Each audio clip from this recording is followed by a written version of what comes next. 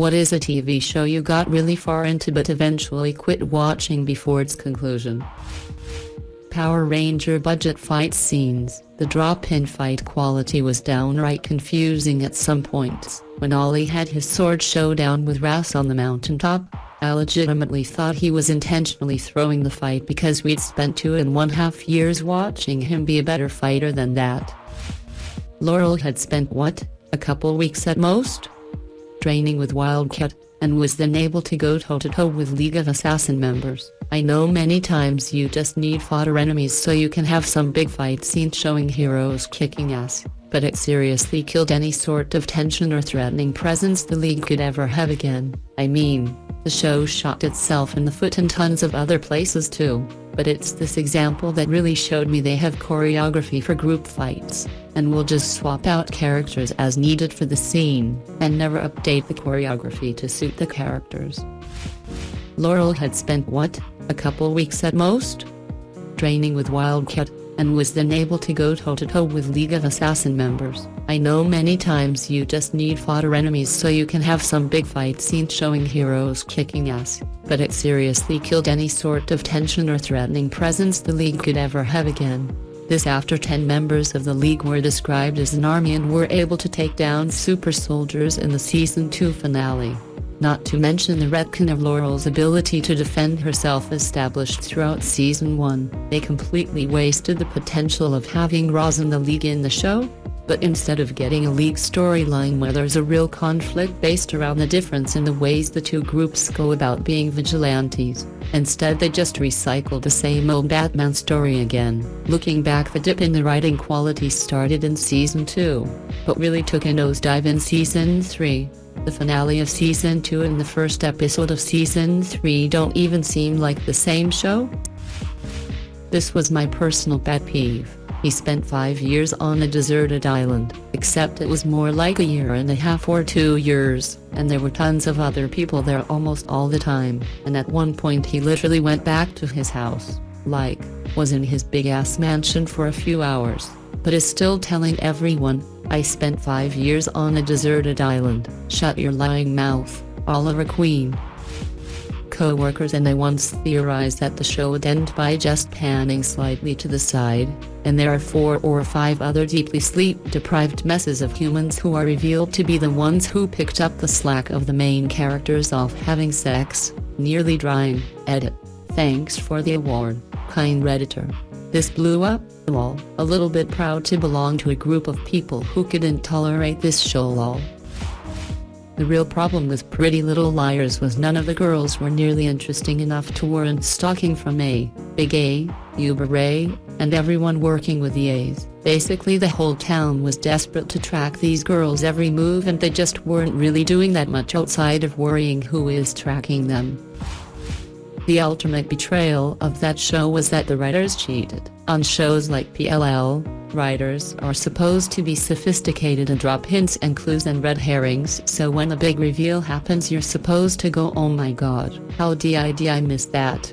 It makes so much sense now, but the viewer is always supposed to at least have the opportunity to figure it out. The writer's big reveal right at the end was a brand new character we had never heard of nor met before. That's awful lazy writing. Confusing isn't even the right word. It wasn't meant to be understood. It was just a hot garbage mess of plots and subplots and drama that all got so intertwined that you had no damned clue what was going on at any point, and neither did the writers. Like 90% of the plot points in that show were left unresolved. It also had a horrifically bad ending, so good for you for quitting early. I loved Hannah and Spencer as characters, so I stuck with it and regret it, lol. I was shitting on the show for a couple seasons, but the sunk cost fallacy kept me watching, until the moment Rick finally had Negan in his sights. Denter writes, "And again is like this time. You better be telling the truth, Negan. Not like the other 25 times where you weren't telling the truth, but this time by God you better be, so I won't shoot you even though I could and should. Because surely this time you're going to honor your word." I was like, fuck this goddamn terrible show, I just can't waste my time anymore. And by extension the whole of TWD universe. They seem to time and time again come so close to becoming an interesting franchise but always blow it by dragging out the same script across series into way more episodes than necessary with far too many people to keep up with. So close when they went to Atlanta to visit the CDC. Nothing happened, no new info. So close with Fear. Finally a series exploring the outbreak and fall. No, quickly back to formula. That newer one with the kids. Could this be the one that explores getting things back on track? So close but nope. Need a group of rebels to screw everything up.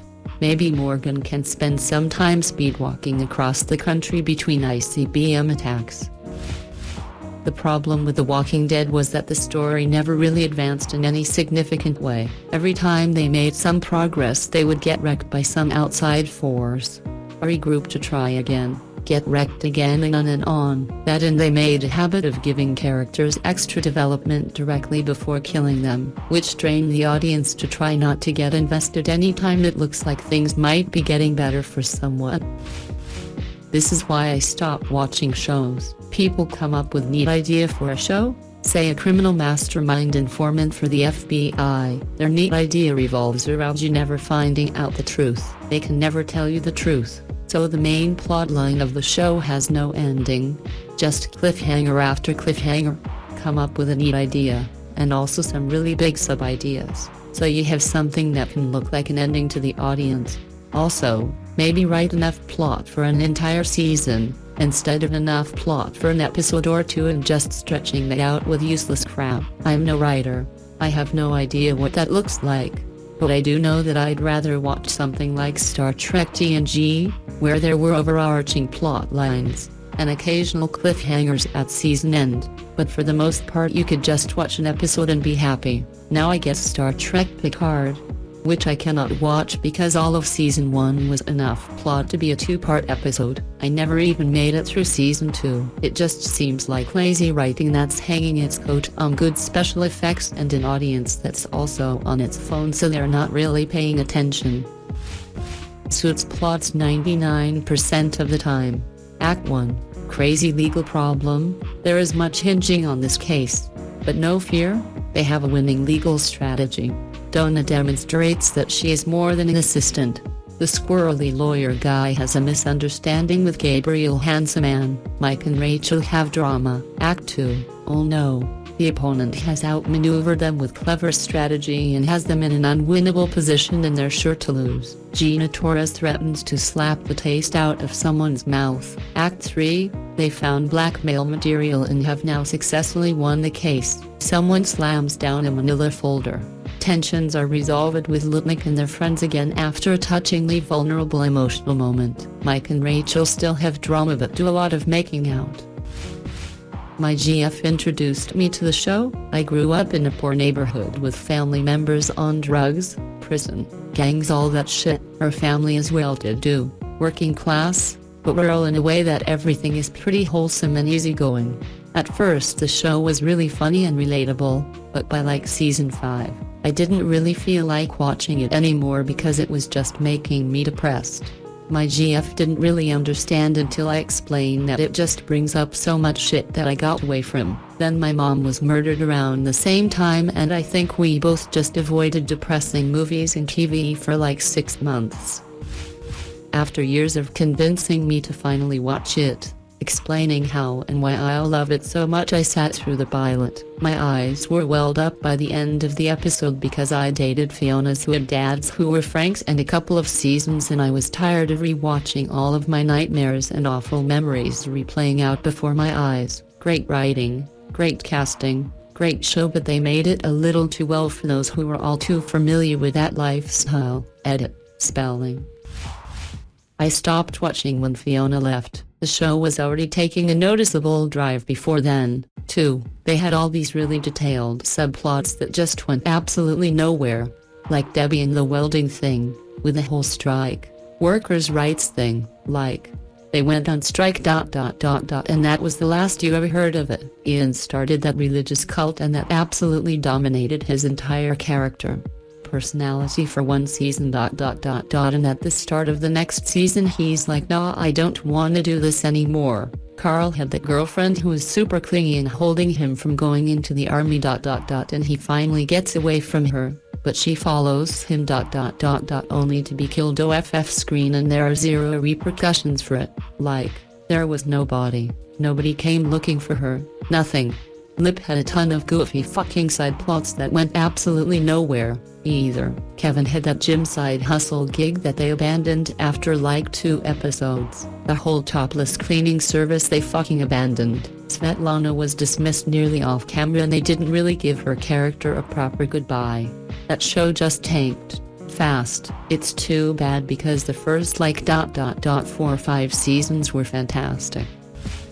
Problem with this show is that they didn't let enough time lapse before letting them back to Earth. 100 years and society collapsed so much that they believe in a new weird god and have all these traditions for doing certain things, and everyone is on board. 1k years, sure. 100 years post-space flight with all the tech they had, and what? Everyone just forgot and then started speaking their own made-up languages. I absolutely loved that first season. The second season was pretty good, but you could tell they wrote themselves into a corner where they probably should have followed the books a bit closer. I'm really into that whole Southern Gothic vibe, the decay of the old world and madness of the new, living amongst the relics of the past, where deeply held fundamentalist Christian religion meets the supernatural and merges into something that's at once dark and threatening, and also liberating. Probably something to do with my upbringing, lol. I absolutely loved that first season. The second season was pretty good, but you could tell they wrote themselves into a corner where they probably should have followed the books a bit closer. I'm really into that whole Southern Gothic vibe, the decay of the old world and madness of the new, living amongst the relics of the past, where deeply held fundamentalist Christian religion meets the supernatural and merges into something that's at once dark and threatening, and also liberating. Probably something to do with my upbringing, lol. Randy's existence was trash. If they had to force the series to continue, they should have just focused on the remaining cast and their time with Kelso and Derek, even though logically the series should have ended with everyone splitting up for what is definitely the last time. But the series finale we got was great. Luckily Topher Grace and Ashton Kutcher returned, and they left Randy out of it. I've often thought, what's to stop him from running a grid pattern around the entire globe wherever there's high crime rates and coming back home 10 seconds later? Just do this a couple times a day, and eventually you probably only have to do it once or twice a week to keep people behaving. You never know when the Flash will flash by and bitch slap you for being a jerk. He could disarm every single military device and ammunition carrying weapon in a single day and more or less make any sort of warfare beyond fists and knives impossible. They literally have him say, I searched the whole city and I can't find them, multiple times. Also, my favorite honorable mention, when he slipped on marbles and the villain hopped into an Uber and got driven away due to lucky powers caused by quantum entanglement. That's right, the Flash slipped on regular marbles that were on the ground, and then she did a rideshare and got away. Guys, I lost her.